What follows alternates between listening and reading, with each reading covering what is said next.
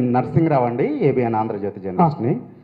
ఇప్పుడు మీరు గతంలో చెప్పారు, ఇప్పుడు చెప్పారు 3,38,00,000 ఎన్యుమరేషన్ ఫామ్లను ముద్రించాము, ఇంటింటికి మా బిఎల్ఓలు తీసుకెళ్ళి ఇస్తారు, ఒక్కసారి కాదు 3 సార్లు వెళ్తారు, అది ఫామ్ ఒకరోజు ఇస్తారు, తర్వాత ఎట్లా నింపాలో సహాయం చేస్తారు, ఆ తర్వాత మళ్ళీ వచ్చి తీసుకుంటారని చెప్పారు.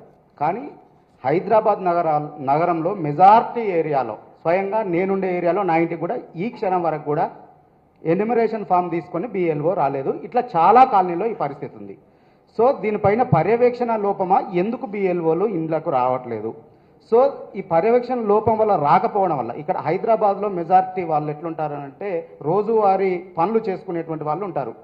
మీరు అసలు ఎన్యుమరేషన్ ఫామే ఇంటికి రాకపోతే, ఇవ్వకపోతే, ఆ ఎన్యుమరేషన్ ఫామ్ తిరిగి ఓటర్ ఇవ్వకపోతే, బిఎల్ఓ చేసే తప్పిదానికి అతని ఓటర్ తొలగిస్తే దానికి ఎవరు బాధ్యులు? ఎందుకు ఆ పర్యవేక్షణ లోపం ఉంది? మెజారిటీ ఏరియాలో ఉంది. స్వయంగా నేనుంటున్నాను, నేను రామంతాపూర్లో ఉంటాను, నా ఇంటికి ఇప్పటి వరకు బిఎల్ఓ రాలేదు. అంటే మనకు అవసరం ఉంటే, మీరేమో 3 సార్లు వస్తారన్నారు, ఒక్కసారి కూడా వాళ్ళు రావట్లేదు. ఎందుకు రావట్లేదు? ఎందుకు పర్యవేక్షించట్లేదు? ఎందుకు ఆ లోపం ఉంది? దాన్ని ఎందుకు సరి చేయట్లేదు?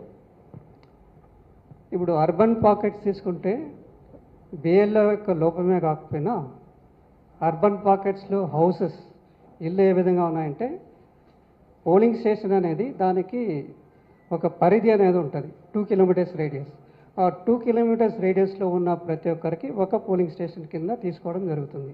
గ్రామాల్లో, తర్వాత చిన్న చిన్న టౌన్లో కూడా ఇది పక్కాగా ఇది ఉంది. వెరాస్ అర్బన్ పాకెట్స్ లైక్ హైదరాబాద్ కానీ చుట్టుపక్కల ఉన్న మేడ్చల్ ఇవి తీసుకుంటే ఆ 2 కిలోమీటర్స్ రేడియస్లో ఒక బిఎల్ఓకే కాకుండా ఇంకొక బిఎల్ఓ కూడా అలా మిక్సప్ అయింది. ఎందుకంటే అడ్రస్ కరెక్ట్ లేకపోవడం ఒకటి, తర్వాత హౌసెస్ మధ్యలో కన్స్ట్రక్షన్ చేయడం, పూర్తిగా అది అడ్రసెస్ మిక్సప్ అడ్రసెస్ ఉండడం వల్ల బిఎల్ఓ పరిధిలో 1200 ఓట్లు అంటే అది మిక్స్ అయి ఉండడం వల్ల ఇబ్బంది జరుగుతుంది. అదొకటి. రెండవది, బిఎల్ఓస్ ఎవరైతే ఉన్నారో వాళ్ళు అర్బన్ పాకెట్స్లో వాళ్ళ యొక్క ఏదైతే పనిచేస్తున్న ప్రదేశం ఏదుందో అక్కడ ఆ ప్రదేశానికి సంబంధించిన వ్యక్తి కాదు వీళ్ళు ఎక్కువ భాగం. ఇంతకుముందు అయితే మున్సిపల్ ఎంప్లాయీస్ అని చెప్పేసి సూపర్వైజర్స్ ఆ విధంగా పెట్టుకున్నారు. But election commission of India ఏం చెప్పిందంటే గ్రూప్ సి ఆఫీసర్స్ని పెట్టుకోవాలి. ఎందుకంటే మున్సిపల్ ఎంప్లాయీస్లో నిరక్షరాస్యులు, తర్వాత మినిమం ఎడ్యుకేటెడ్ ఉంటారు కాబట్టి వాళ్ళని మార్చండి అని చెప్పారు. కాబట్టి వాళ్ళని మార్చడం ఒకటి. దానివల్ల ఎవరైతే ఎంప్లాయీ బిఎల్ఓ ఉన్నారో వాళ్ళు ఆ ప్రదేశానికి సంబంధించిన వ్యక్తి కాదు, అదొకటి. తర్వాత అక్కడ చేస్తున్న ఎంప్లాయీ కూడా కాదు. వేరే రూరల్ ఏరియాస్లో అంగన్వాడీ వర్కర్ కానీ, లేకపోతే ఏఎన్ఎం కానీ, ఇంకా పంచాయత్ సెక్రటరీ కానీ ఎవరిని తీసుకున్నా ఎక్కువ భాగం 80 to 95% ఆ ఏరియాకి సంబంధించిన వాళ్ళే. 5 ఏళ్ళ నుండి, 8 ఏళ్ళ నుంచి, కొంతమంది 10-12 ఏళ్ళ నుంచి అక్కడే పనిచేస్తూ ఉన్నారు. ఇంతకుముందు ఎలక్షన్స్ కూడా వాళ్ళు అక్కడే కండక్ట్ చేయడం జరిగింది. ఈ విధంగా ఉండడం వల్ల రూరల్ పాకెట్స్లో ఈజీ. వేరే అర్బన్ పాకెట్స్లో ప్రదేశం కొత్త ఒకటి, ఆ ఏరియాలో ఉన్న ఇళ్ళకు సంబంధించిన వ్యక్తులు అందరూ కొత్త కావడంతో ఇబ్బంది ఏర్పడుతుంది, ఇదొకటి. తర్వాత వాళ్ళని ప్రతి ఒక్క ఎంప్లాయీ అర్బన్ పాకెట్స్లో అయితే బిఎల్ఓకి సహాయకులుగా మున్సిపల్ ఎంప్లాయీస్ని పెట్టమని చెప్పడం జరిగింది. కొన్ని చోట్ల పెట్టకపోవడం వల్ల అదొక ఇబ్బంది ఉండొచ్చు.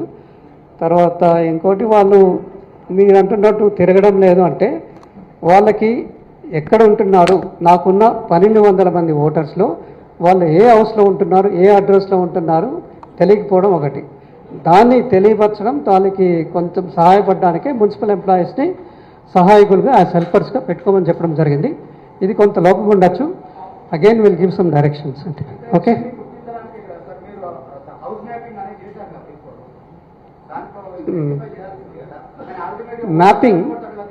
మ్యాపింగ్ ఆఫ్ ఎలక్టర్స్ కూడా, mapping of pre mapping enumeration కన్నా ముందు మ్యాపింగ్ చేసిన దాంట్లో కూడా హైదరాబాద్, మేడ్చల్ 2 డిస్ట్రిక్ట్స్ తీసుకుంటే హైదరాబాద్లో 45% మ్యాపింగ్ అయింది, మేడ్చల్లో 42% అయింది, ఇక్కడ పక్కనున్న రంగారెడ్డి జిల్లాలో 58% అయింది, ఇంకా పక్కనున్న సంగారెడ్డిలో 68% అయింది.